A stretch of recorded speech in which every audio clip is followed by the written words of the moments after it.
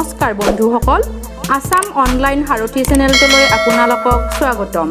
এছএছচিৰ ফালৰ পৰা অহা নতুন নটিফিকেশ্যন সম্পৰ্কে আপোনালোকক ডিটেইলছ জনাবলৈ গৈ আছো এই ভিডিঅ'টোৰ জৰিয়তে গতিকে এই ভিডিঅ'টো আৰম্ভণিৰ পৰা শেষলৈকে সম্পূৰ্ণকৈ চাওক আৰু আমাৰ চেনেলটো লাইক আৰু সাবস্ক্ৰাইব কৰক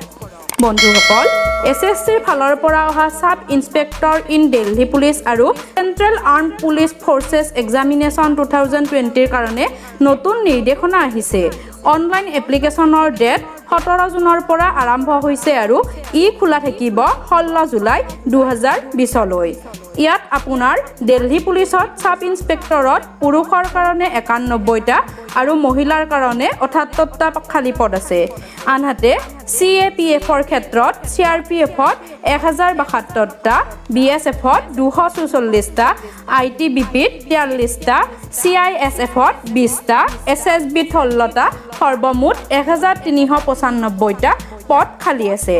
এই পদত এপ্লাই কৰিবলৈ আপুনি ভাৰতীয় নাগৰিক হ'ব লাগিব তদুপৰি বয়সৰ নিম্ন সীমা 20 বছৰ আৰু ঊৰ্ধ্ব সীমা 25 বছৰ হ'ব লাগিব লগতে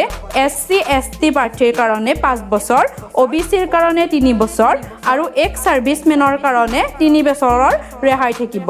সাব ইন্সপেক্টৰ SAPFৰ ক্ষেত্ৰত দৰমহাৰ নিৰিখ আৰম্ভ হ'ব 35400 পৰা 112400 পৰ্যন্ত আনহাতে সাব ইন্সপেক্টৰ দিল্লী পুলিচৰ ক্ষেত্ৰত 35400 পৰা 112400 পৰ্যন্ত স্কেল পে হ'ব ইয়াত অৰ্হতা হ'ব লাগিব যিকোনো স্নাতকধাৰী লগতে সাব ইন্সপেক্টৰ দিল্লী পুলিচৰ ক্ষেত্ৰত LMV ড্ৰাইভিং লাইসেন্স থকা হ'ব লাগিব উক্ত পদবীৰ কাৰণে আপুনি ssc.nic.in ত গৈ এপ্লাই কৰিব লাগিব আৰু ইয়াত এপ্লিকেশ্যন ফিজ দিব লাগিব বন্ধুসকল শিক্ষা তথা নিযুক্তি সম্পৰ্কীয় সকলো খা-খবৰ সময়মতে পাই থাকিবলৈ আমাৰ চেনেলটো লাইক আৰু সাবস্ক্ৰাইব কৰক ধন্যবাদ